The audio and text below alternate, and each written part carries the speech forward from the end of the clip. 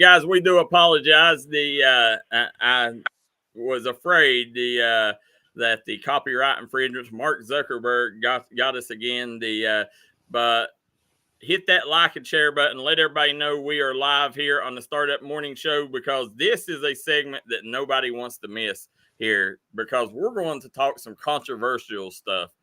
Guys, did you see the law that Louisiana passed? JJ, tell us a little bit about it.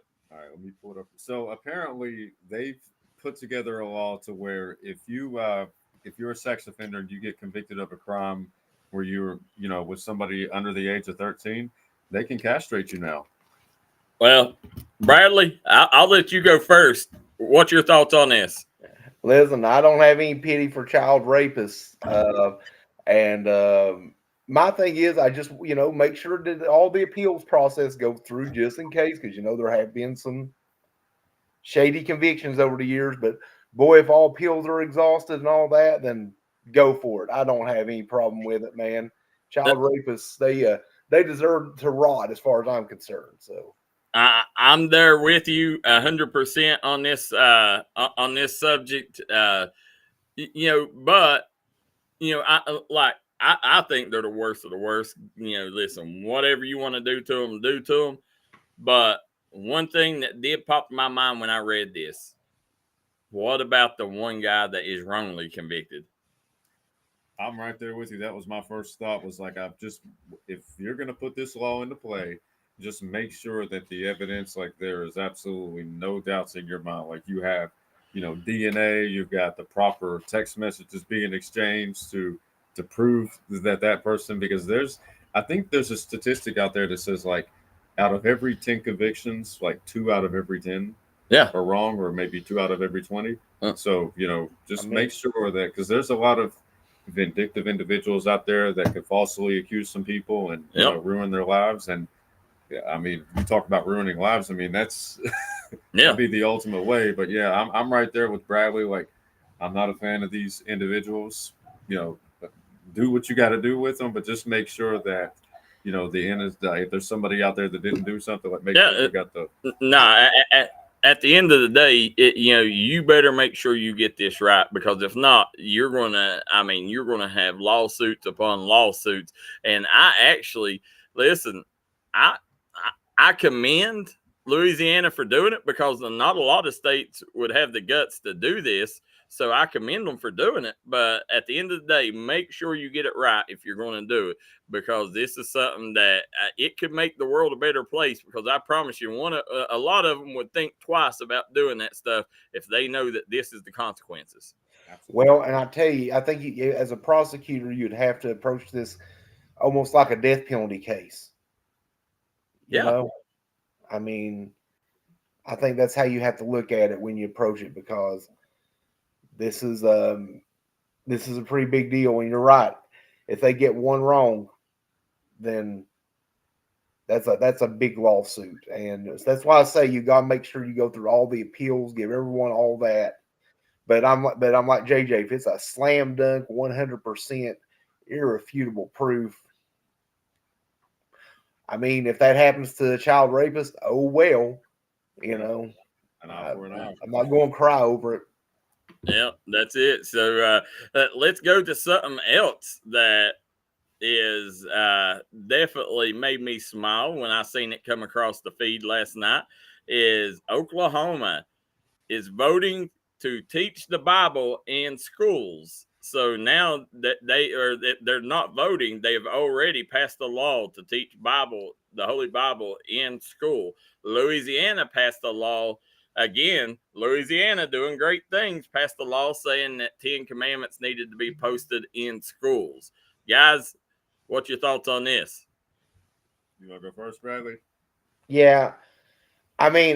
That's great and all. The only issue I have is there are a lot of different there are different interpretations, different denominations. That's why we have like all kinds of different types of churches. And I wonder, like, who's going to be overseeing, like, what type of teachings are they going to go with the Bible? That's my only issue. If they've got that ironed out, then great. I hope they teach some from all of it. I mean, listen, I'm the part at the end of the day, you know, do I believe in the Muslim faith, stuff like that? No, but would it be good to learn about it and to know the culture? Then yes, So I believe that too. So my opinion on that would be, okay, I just did a quick Google search, and there are roughly 4,200 religions. I, for one, believe in God. I've been in church, all my life. I've got 3 family members that are preachers as well. But I also have the understanding that not everybody out there believes in the exact same God. And for those people out there that may be uncomfortable with learning just Christianity, put together a class that teaches like like religious history or something like that, just for those people. I wouldn't necessarily say try to force it on some people, but I would take the class. I mean, me personally, I would definitely take the. No, I want to learn class. from it. I'll be honest with you. I grew up. My mom took me to Church of God, right across from Runyon Grade School. Went there many years. Then I went to Forest Hills in high school. But I'll be honest with you, I learned nearly nothing. And I actually, that's something that's one area that I would say I'm weak in is the Bible, because you hear people talking about it, and I would love to be able to talk about the Bible, but I don't know enough about it to really give strong opinions. Now there is some subjects of it that I do know, but so to be able to be taught that in school would have helped a lot, and I think, I mean, if you're going to do it, don't just do it for, the Christian faith, teach, all religions, teach the difference, in American religion, other religions. I mean, if you're going to do it right is the way I see it, and I mean, like Catholics, there's a lot about Catholics I would like to know, so you got Catholics, Pentecostals, Baptists, I mean, Jehovah's Witnesses. You got a variety of different, forms of there are different denominations out there that you can learn about. And I promise you, I worry about though, like JJ said, there's so many of them that I worry about. You're putting that on like a teacher, in school. That's the one thing that's my biggest hang up on it. I ain't got a hang up. I think anytime the Holy Bible is involved in something, it's a better situation. Now, one thing that makes me get chills, and if you haven't ever been, Bradley, have you ever been to an old regular Baptist funeral? Not a funeral. I've been to an old regular Baptist wedding. Oh, listen, go to a funeral, and I promise you, it was one of the scariest things. I went whenever I was a kid. One of my uncle's family members passed away, and I went to an old regular Baptist funeral up Greasy Creek. Now, I was probably at that age, probably 7, 8 years old, and I still scared to death, thinking about that funeral and, the sounds, the music. I mean, like it's whenever they do funerals right. They'll put chills through you. Jimmy Johnson says, I'm a Christian, but there's a reason for separation of church and state. See, I think at the end of the day, and listen, if you don't want to teach it, I mean, that's fine. But one thing where I don't think there should be any wiggle room is the 10 Commandments should be posted in all schools. I mean, but even then, that's goes with the Christianity, like thou shalt have no other gods before me. I mean, I think that it would make sense to give people the option to take that class or to take one where you learn about all religions. And here, I say that, and all religions, listen, that would be awesome, but here in America, at the end of the day, we're in America. You come to America. So, I mean, if we went to, Iraq and went to school, we would have to learn about Muslim, faith. And, that's the other thing, like at the end of the day, these kids, and I do think, I mean, at the end of the day, parents need to make their kids go to church. They want to learn about the Bible too. But, I don't think nothing bad can come from teaching the Holy Bible in school. Make it an elective. If kids want to take it, take it. If they don't, they don't. That's just like my freshman year of high school when I played in Mate One. I played with this kid from New York City, and he came to Mate One for his senior season, and he was an atheist. So anytime that we would do a pregame prayer, he would always stand in the corner and just stay to himself. And at that time, a lot of people was irritated with him for doing that, but it's like, you can't help what one person believes. I mean, at the end of the day. Well, no, you can't, and I guess that's something you would have to be very lenient about. But tough subject. Yeah, it really is.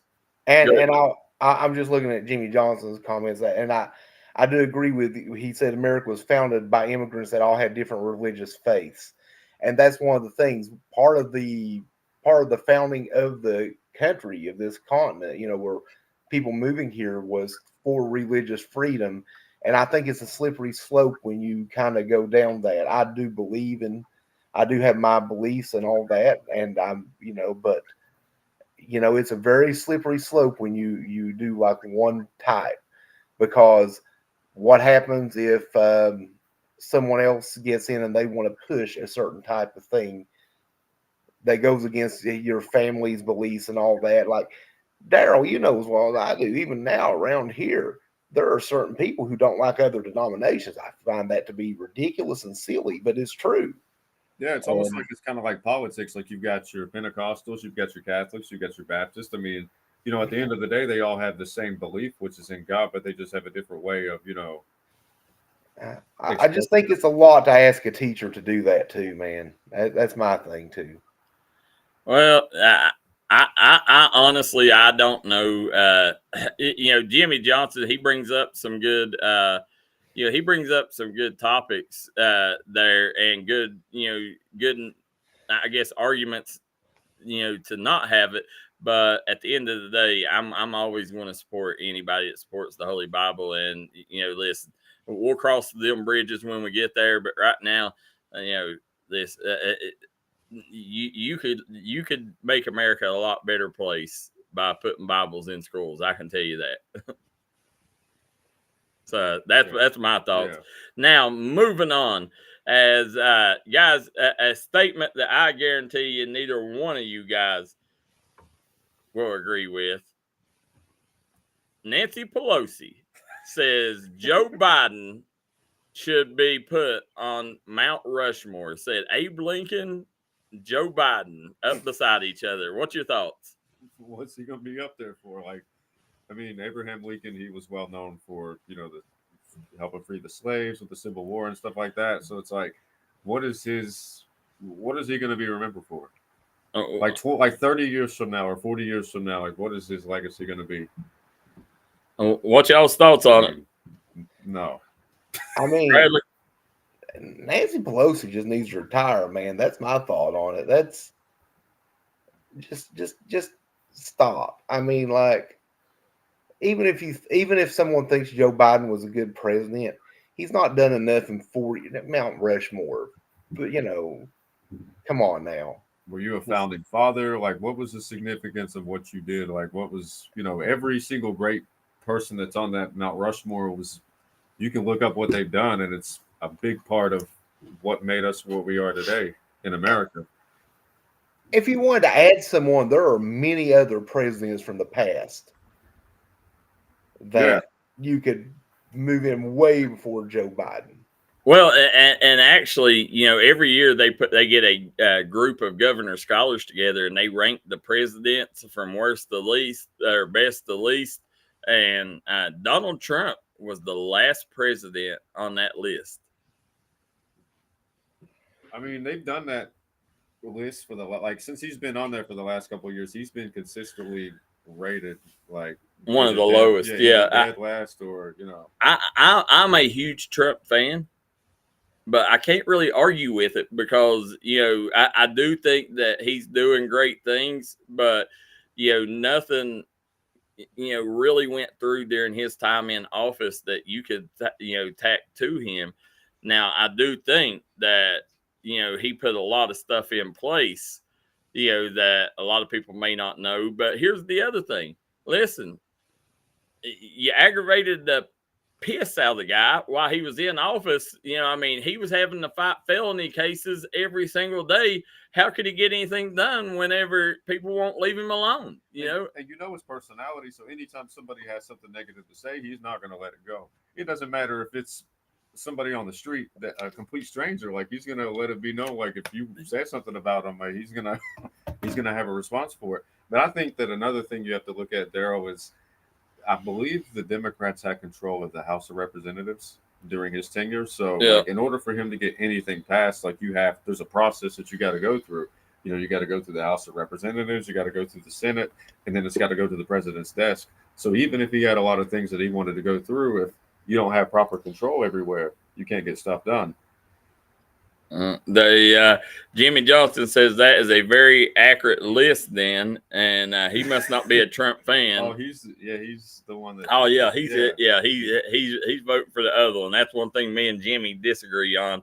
But and I just think, I don't know. I think at the end of the day, I can't disagree for that, but I'm sure there's presidents that's known for horrible things, that you could put down there, but I still think that Trump, everything that he stands on, I really like. I hope that he is able to get a lot of the stuff done.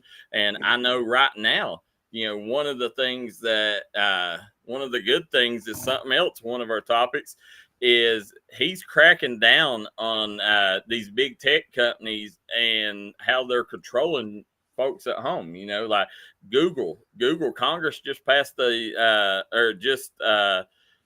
and had a hearing with Google, and now Google is getting sued for billions of dollars because they have been paying Apple and Android phones companies to automatically put Google as the search engine, which made them over $300 billion annually. And now they're getting hit for it because they're saying that they created a monopoly. That was all because of Trump going after the tech companies that set that in the works.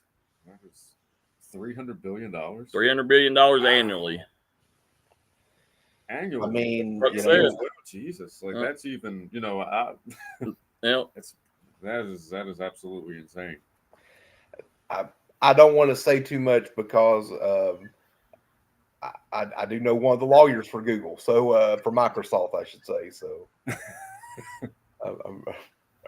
I'll leave it at that. I'm sure he's got his hands full right now. Yeah.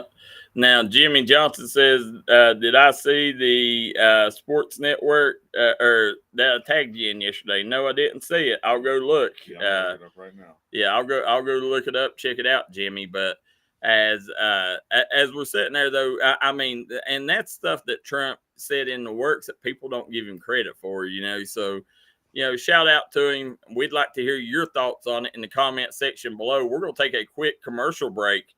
When we come back, we're going to name the All-Mountain team. If you guys missed it, we'll have it for you right here on the D&D Sports Network up next. Agents wear a lot of hats. They're coaches, volunteers, church members, neighbors, someone who's there when you need them, especially when you need them most. That may be a lot of hats, but they're all the perfect fit. Kentucky Farm Bureau, big on commitment. Award-winning tire shop that focuses on customer service that's family-owned and family-operated. Stop by and see our friends Jeremy and Chasta at Punk's Tires. If you have a hectic work schedule and you're looking for a non-stressful, convenient way to buy tires, take advantage of Punk's Tires Appointment Saturdays. If they don't have the tire you're looking for, they guarantee it to have it the next day. Punk's Tires can take care of all your needs in tires, wheels, wheel alignments, brakes, rotors, minor mechanic work, and more. They'll treat you like family from the second you walk through the door. Come see us in Virgie, Kentucky, or give us a call at 606-639-TIRE. That's 606-639-TIRE. Back here on the Startup Morning Show, Bradley Dameron, JJ Pruitt, and Darryl McCoy here, guys, as we got a lot of comments coming in. The Jimmy Johnson says it's a great video about work in sports at a young age. I'll go look at that as soon as we get off the show, Jimmy. Mike Mullen says maybe a scab on there. Let's see. We also see Matt Maynard says, what other religions was America founded on? And said, America was founded by immigrants. Jimmy Johnson says that had all kinds of religions. So, that's a topic that you guys, if you guys got questions, you can send them in right now, or you can give us a call on the Double Quick hotline at 606-831 or 830-2911. That is 606-230-8911. So give us a call on the Double Quick hotline. If you guys got questions, comments, or you want to talk about one of the subjects, give your side of the argument on the Double Quick hotline. All right, guys, as we're moving on, shout out to the Floyd County Sheriff's Department. Floyd County Sheriff's Department arrested Michael Coley yesterday. Alerts went out all over news agencies across eastern Kentucky looking for Michael Coley, as Michael Coley had, there was a man found dead in the McDowell area, and undoubtedly Michael Coley beat him to death after a fight. But Floyd County Sheriff's Department later found Coley in a home somewhere in the McDowell area. The victim was 53-year-old Patrick Shepard. So that's one thing that's scary about fighting is you never know how bad it can truly get. I mean, when people get angry, they just they don't stop. At times, or they don't have the ability to stop, and something like that could easily happen. Yeah, I've seen it many times throughout my life. Some of my best friends, family, in fights, and some of them went to court for it. Some of my friends went to jail, for it back in the day. Back in the day, there was an incident at Marathon, and I ain't going to mention any names because their kid may be watching, but, there was 3 guys that was drunk leaving the bar and ended up whipping this guy and killed the guy. I know people that, and you never know what's wrong with the person you're fighting. The person could have medical conditions or something like that, so it's never good to fight.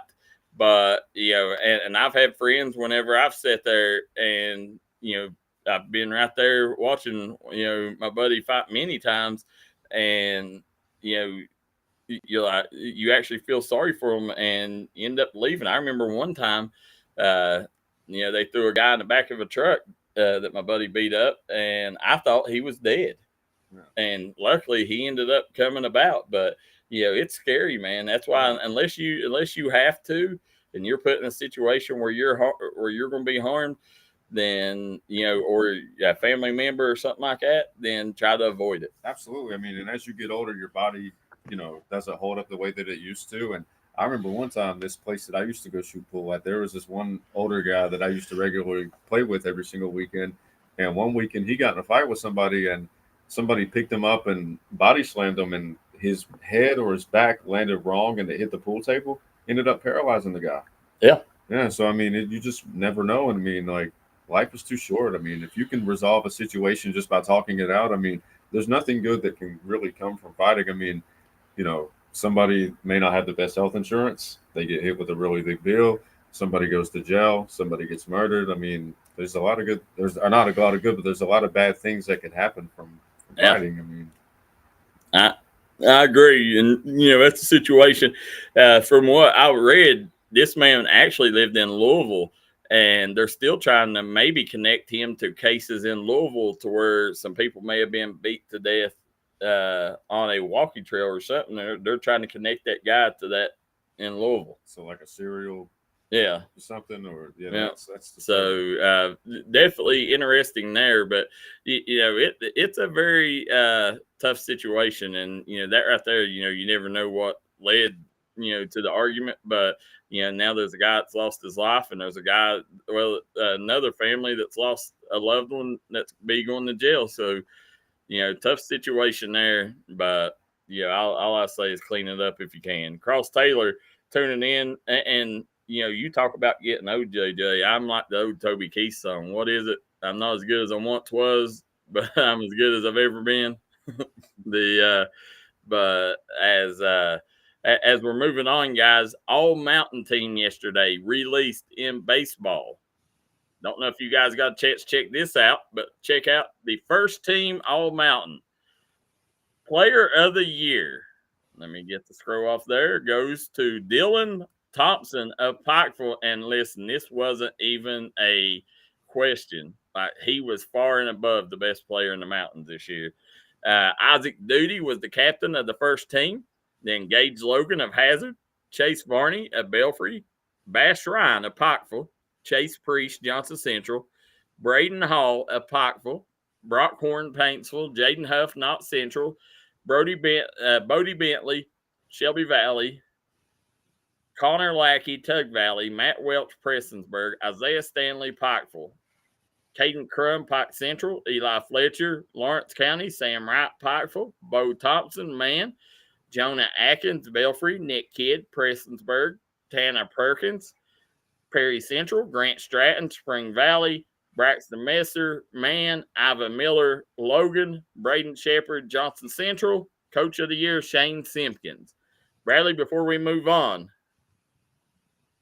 who's the best player on that list?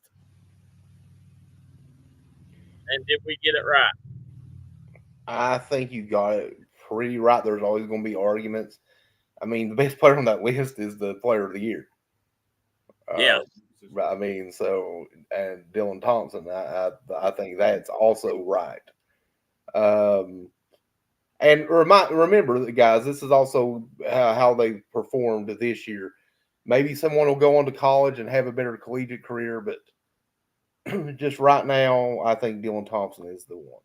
Well, and Jaden Huff, don't forget, he led the 14th region in home runs with 14. So he had a big career there for Knott Central. Bash Ryan, he's a rising star there at Pikeville. I'm trying to think here, other ones that really jump out to me on there. Two of my favorite on there are Sam Wright and Caden Crum. Chase Varney for Belfry had a fantastic year.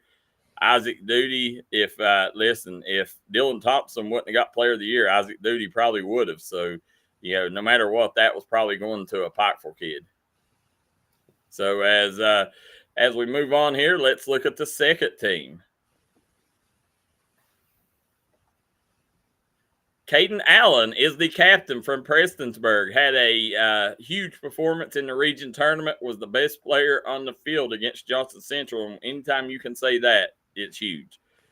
Brody Howe from Paintsville, Julian Vance, Tug Valley, Talon Thompson, Chapmanville, Brock Butcher, Johnson Central, Aiden Horn, Martin County, Landon Robinson, Eastridge, Tucker Napier, Hazard, Caleb and Kyler Callahan from Johnson Central, Caden Vance, West Side, Adam Basden, Logan, Clint Davidson, Hazard, Luke Blankenship, Logan, Luke Hall, Prestonsburg, Dylan Vance, Mingo Central, Gray Deerfield, Lawrence County, Garrett Wagner, Spring Valley, Max Pelfrey, Hazard, AJ Johnson, Paintsville, and Dixon Kinslow, Paintsville.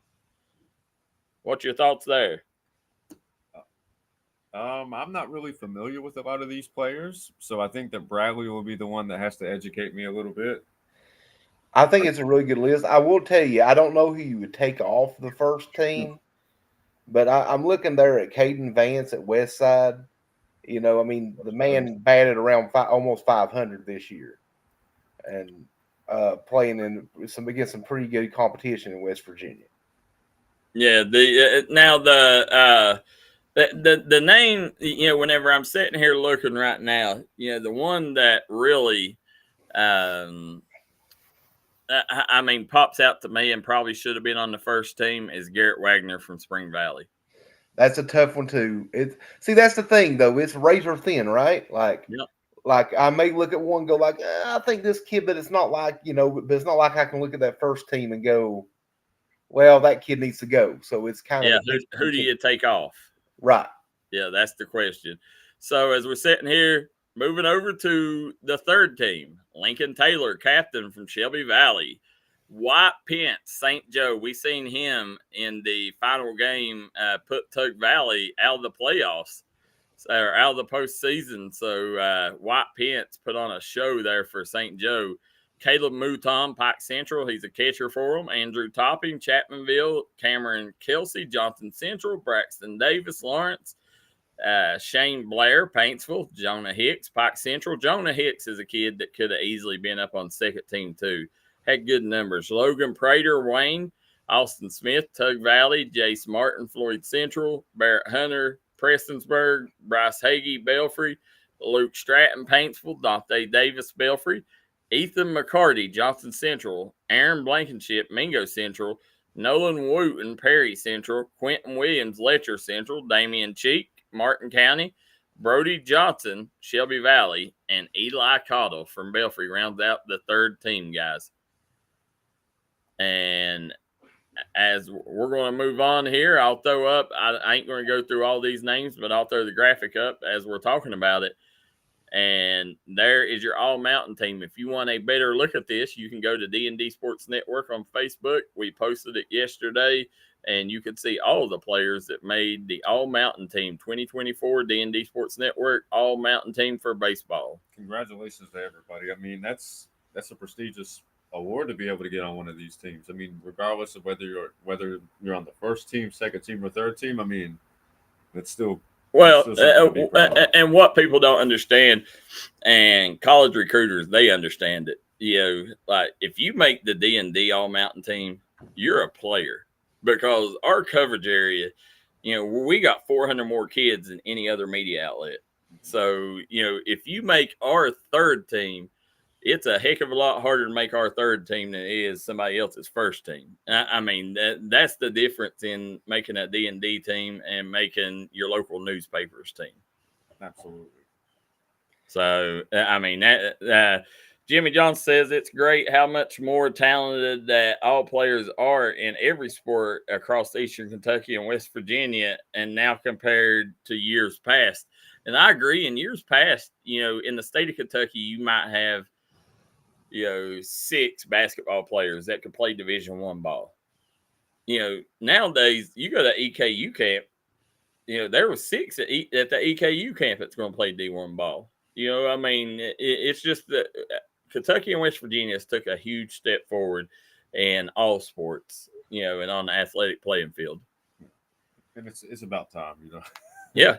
We've always had talent, but it's just nice to know that people are getting that kind of exposure now. And well, and that's the big thing is exposure. It comes down to exposure. There was talent around here before. I mean, but maybe not the talent that there is today. Right. But there was talent, but there wasn't social media. So this talent was staying hidden. And I always say my favorite quote, and I'll take credit for coming up with this: these mountains had a lot of talent. Yeah. Yeah. That's a good quote. I mean, and it makes perfect sense. Some of the best high school players I ever saw didn't get an offer anywhere. Yeah. I mean, they're just being truthful. Yep. And there's still some guys who I think about in the past that I scratch my head, as to why no one ever kind of gave them that shot. Well, are you telling me that with Tug Valley's rich basketball history that there should only be 2 kids that came in the D&D sports era? There's only 2 kids that went on to play college basketball, only one of them on a scholarship, on an athletic scholarship. Was that the Brewer kid? No, that was Tyler May. Oh, Tyler May, yeah. A little before the Austin kid? Yeah, D&D wasn't around then. But that was the, it just gives you, it lets you know, like, at the end of the day, that's how much media and kids getting recognized matters. And, it really upsets you when you see school boards and stuff like that fight against you to try to get these kids covered, because they have no clue how much that matters. And it's like, well, how much do you really care about the kids? Yeah. And how much do you really understand? It's like, if you don't understand that a media outlet with over 50,000 followers that covers, 40 or 50 different schools, isn't valuable to have. I mean, yeah. I mean, we got followers from, all 50 states. We got multiple followers from all 50 states. We got, I think there's 27 different countries the last time that we counted. I mean, our world is, nationwide or worldwide, and, you never know who's going to see it. Go to our Twitter account and look at the people following us and see how many college coaches follow us. It would blow your mind. Yeah. Well, out of 13,000 or whatever, 10,000, 13,000 followers on Twitter, you probably got 3,000 of them. That's probably either a college coach, AAU coach, high school coach, scout. Yeah. So. And I always tell this story. I was in Charleston, not this past year, but the year before, for the state tournament, and an assistant coach for a Division I school. I saw him as a place I was a bit familiar with, and I was talking to him, and he asked who I was with, and I told him, D&D Sports, and he said, "Oh, we've been using we've been watching your streams to watch." He mentioned a specific kid, and it didn't work out with that kid with them, but just the fact, you have Division I schools even tuning in and looking at things. Yeah, I mean, and that's the thing, go look at the Division I coaches that we got as followers. It's simple, like people can, talk about it all they want, but it's right there in front of you. Go look at our followers, look at all the coaches. Things change. Jack Stepp says thanks to D&D and these kids for getting recognized for their accomplishments. Noah Salmon says, how much talent do you think there was at the EKU elite camp, Darryl? There was a load of talent there. I still we talked about it at the beginning of the show, Noah, but I think Justice Decker was the best kid there. That kid was insanely athletic, just fierce. The way that he played. Then you look on that center court. I mean, everybody was around it. Like they had all the top recruits that EKU was interested in. It almost seemed like in the center floor. So, everybody was going in between games to go watch that in the center floor. You probably had at that EKU camp, there was probably, I don't know, say 250 kids there. Out of them 250, you probably got 200 of them that will probably play next level basketball at some level.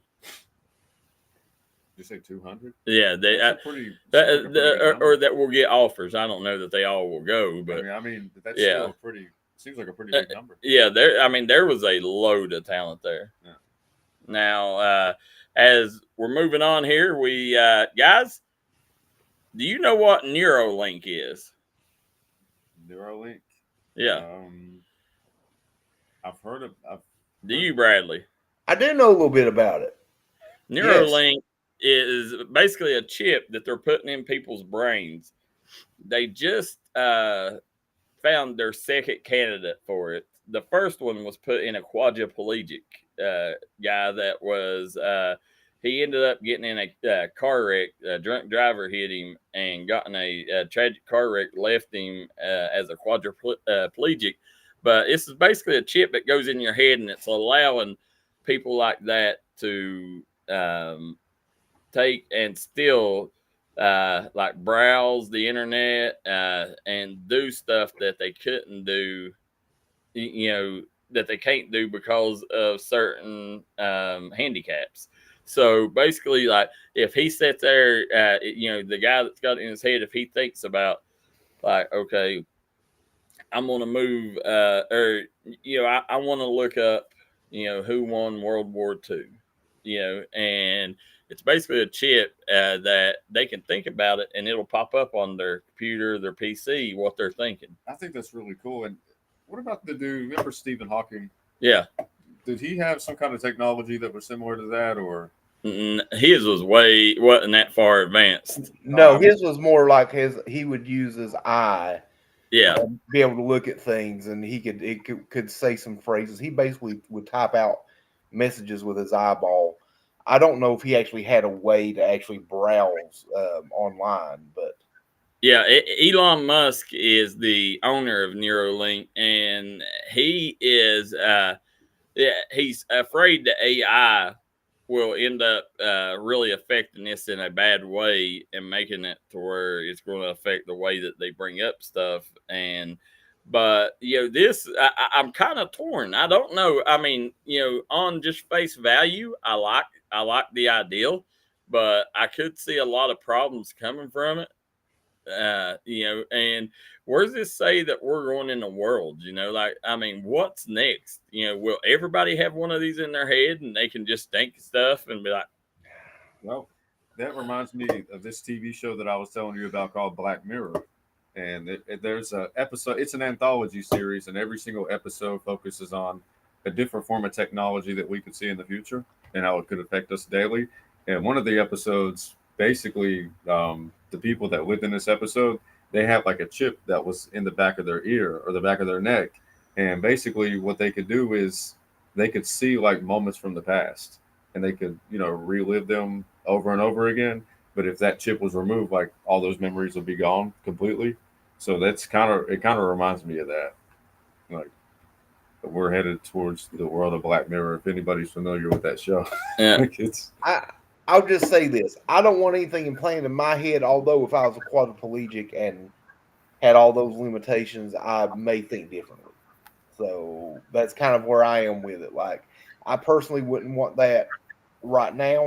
But who's to say if I can't move around, can't access anything myself, that I wouldn't want something that would help me connect with the world in a different way. Yeah, I don't know. Definitely interesting, but shout out to Elon Musk trying to take steps to make the world a better place. I did want to bring up something. You did make me think of something. Did you guys see the Hall of Fame football, Football Hall of Fame induction ceremony over the weekend? No. I don't know if you saw Steve McMichael. Mongo McMichael used to play for the Chicago Bears. Yeah. He currently has ALS.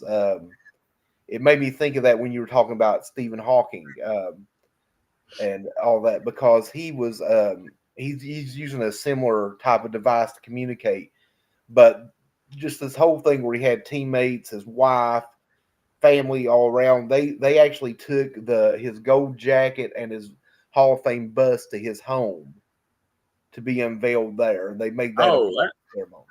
A great moment. Great moment in sports there. Yeah. It's fantastic. It's heart wrenching, and I know a lot of people didn't. A lot of people, they find it uncomfortable when they see someone in that state. But the thing is about it, he's not a vegetable. I know he can't move, but he's there mentally. Yeah, I went through it with my friend Jeremy Steele. My friend Jeremy Steele ended up, got ALS later in life. Jeremy never drank a beer, never smoked a cigarette. I mean, like, Jeremy was athletic, played ball every day, and ended up coming up with ALS. And I learned a lot dealing with Jeremy on how to deal with people like that. It's just a tough situation when you see loved ones go through that, especially when they're in their right mind. You hate to see them sit there and frustrated with life because, they know what's going on. They can sit there and comprehend with you, but not necessarily, they can't necessarily, sometimes communicate on what they're wanting to say. So you have to basically just read gestures or stuff like that. ALS is a horrible disease. And and even with Steve McMichael there, he couldn't move really, but you could even see like him straining to try to smile. Yeah. At times. You could see like the little movements. They weren't much, but you could see the change or how the eyes sparkled a little bit. When it comes to neurological diseases, I actually, COVID made me have Bell's palsy. and I don't know, Bradley, was you working for us then? I was not, no. Yeah, I ended up having Bell's palsy, and a lot of you viewers may remember this, and it still comes back time to time. Like if you're sitting here talking, and if me and JJ get in a deep conversation, my eye will start twitching really bad. From that, I still can look in the mirror sometimes and still see that one side of my face is a little lazy, but that was all because of the COVID shot. Jeremy, he got ALS. I think that he thought it was the COVID shot that done it to him.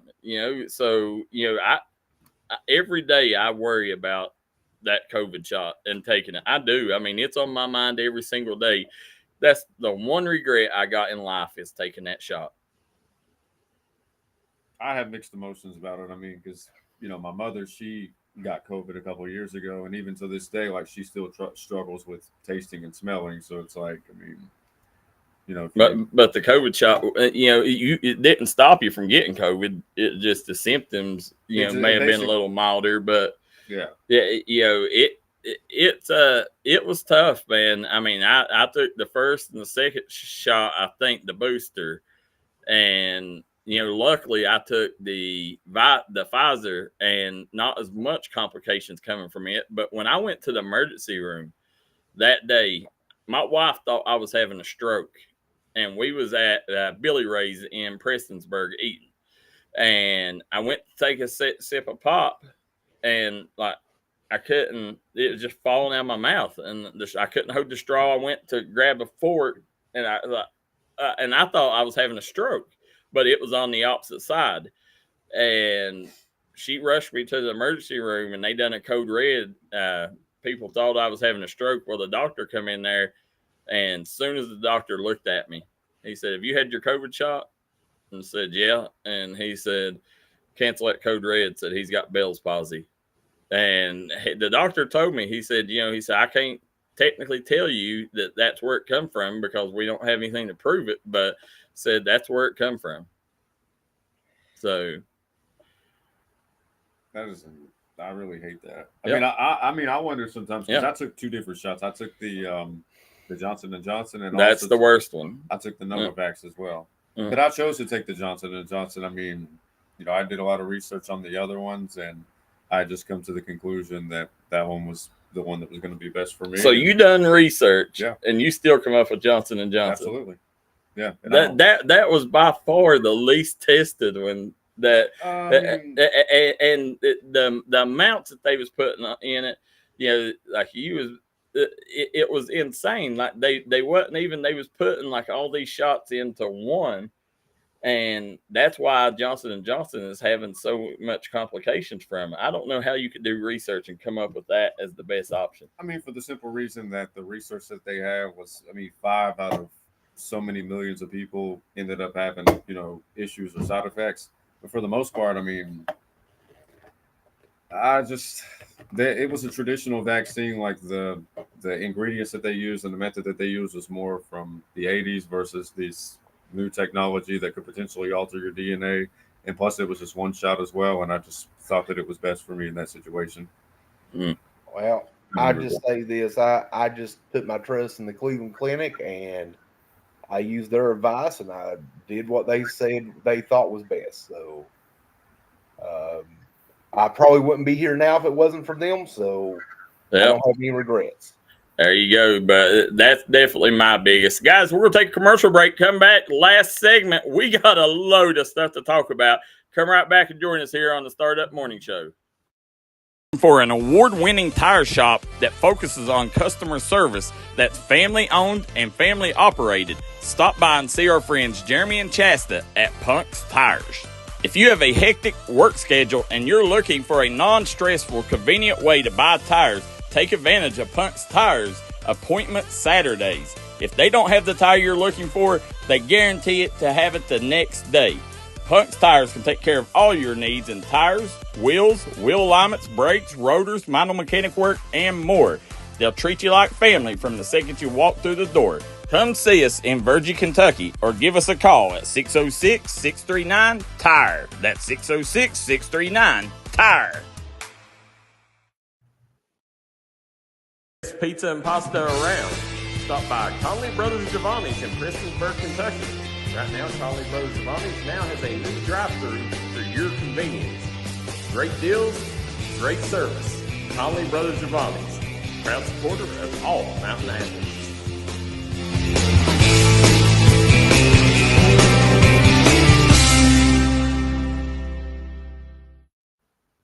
Back here on the Startup Morning Show, guys, as we're moving on, Lil Wayne's lyrical notepad, lyrical diary has been sold or is selling for $5 million.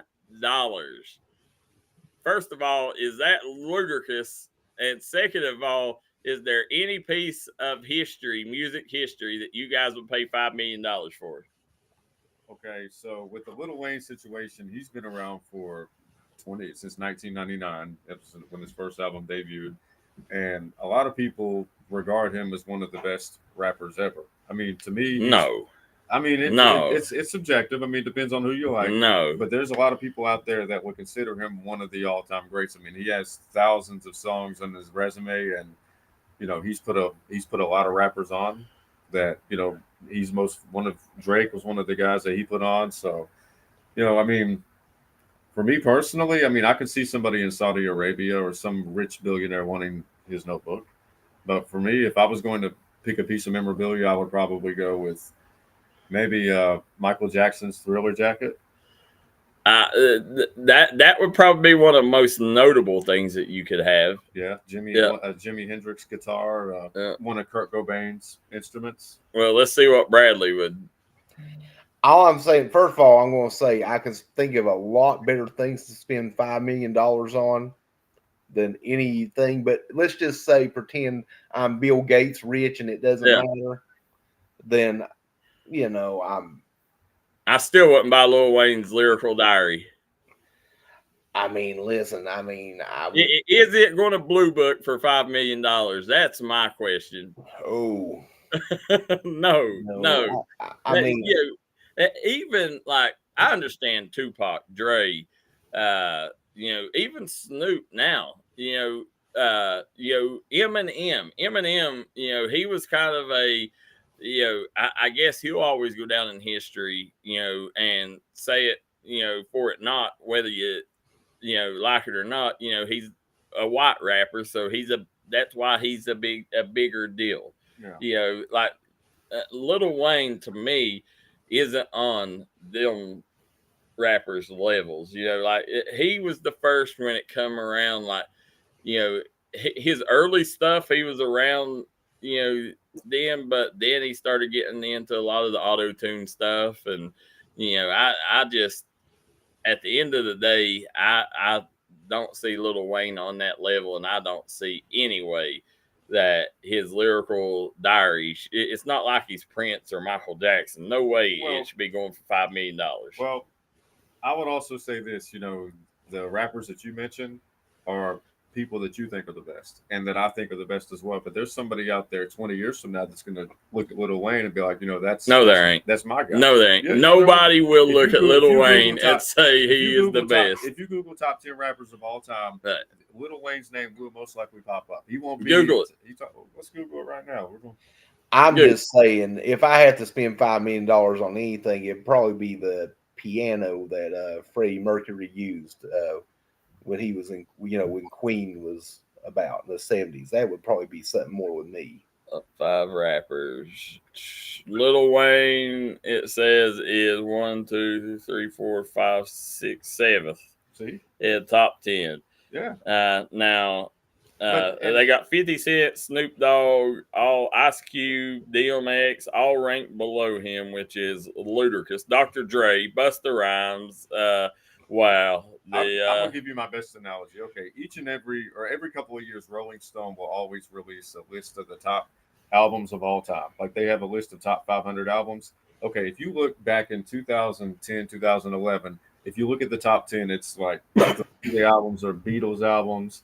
You've got a couple of Bob Dylan albums in there. You've got a couple of Beach Boys albums. But if you look at the list today, half of those albums that were on that list in the top 10 aren't on the top 10 anymore. So it basically is just going to come down to who are the writers and the people that are voting. There will be no kid or no person look in 20 years and say Lil Wayne was the best ever. Yes, there will. No, there ain't. I mean, if so, they've been hanging out with Snoop Dogg a little too much. It's not that. It's because that it wasn't during the It's time exactly period. that. No, it's not. Yeah. I'm gonna tell you why. It's because they don't do the history research that we do.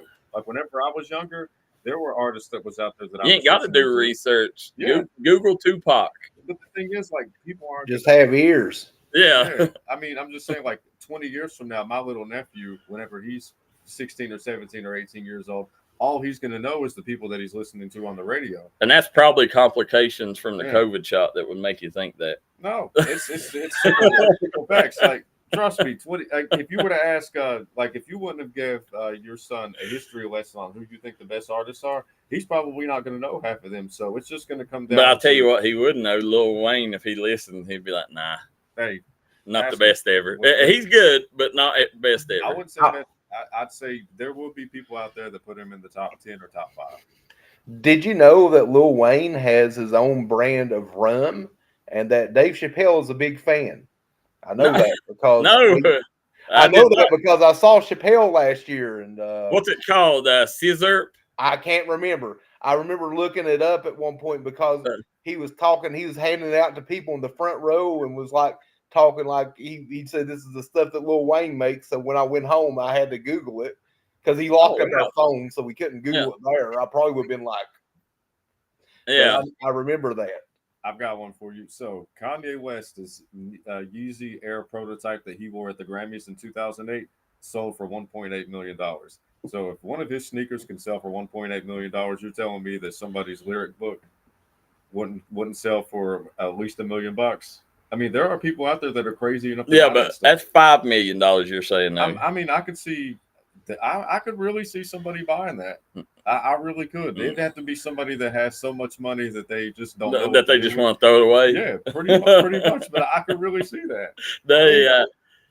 It's hard to believe, but there are some people out there where $5 million, like they make that. Yeah, in a day or less, you know. So I mean, absolutely. I mean, look at Leonardo da Vinci's painting that sold for $450 million years ago. I mean, and it wasn't even universally proven that he did the full painting. If I had $5 million, I would buy the Prince guitar, the one that had the sign. Yeah, the symbol there. Yeah. Piece of memorabilia. But as we're moving on, Hurricane Debbie is affecting people all throughout the Southeast. Guys, I don't know if you've seen this tragically or what stuff's going on down there in Florida right now. Well, really the Southeast. But, Hurricane Debbie's the latest. But one of the stories coming out, Hurricane Debbie washes 70 pounds of cocaine up on the shoreline in the Florida Keys. Guys, somebody found this and they was questioning themselves whether they should turn it in or not. And come to find out, they was afraid to turn it in at first because they was, this is how people actually think. But they was like, we're afraid that the authorities think it's ours. Like, okay, who's going to turn in 70 pounds of their own cocaine? And but they ended up turning it in, and all is forgiven. But 70 pounds, $1 million street value took off America's streets. There's some cartel out there that's really upset right now, Bradley. See, that's what I'd be more worried about, making some cartel really upset. That would be my thing. I wouldn't worry so much. That'd probably be one of those things if I was on the beach, which you can tell by my complexion, I don't spend a lot of time on the beach. But if I'm on the beach and I see that, and I'm probably just going nope and turn around and walking off. That's it. Like me. I don't even want to use that word like cartel. I don't want to, no. Just walk. I'm rather just walk away. So, but prayers going out to the people suffering from Hurricane Debbie. The tough situation down there right now, and you're going to have a lot of people, sadly enough, make sure if you're in the Southeast and you're watching the show here, make sure that, you are very careful when it comes to scammers. People calling. If somebody calls with something that's too good to be true, it's probably too good to be true. So, and then also make sure if you're home, if you're not around your home, lock it up, because there's going to be looters that's going to go in and take advantage of situations like this. Absolutely. So that's always the bad part about natural, I guess, Disasters. disasters, is people's always going to take advantage of stuff like that. It's like if you look at the Hurricane Katrina years ago, like they kept showing footage of people going into Walmart and places and just taking everything. Yeah. I mean, it's horrible, and I mean, it's bad enough situation, and you add that on top of it. But got Simone Biles, guys. Did you see Simone Biles? She ended up in the floor exercise. She did not win gold, and she was deducted 0.3 of a point for not saluting the judges. So the next event, when she come up, she stood, and even when she walked off, she was still saluting the judges, and she stared right in their eyes. I love Simone Biles right now. One of the biggest stories coming out of the Olympics. A little petty, but I like it.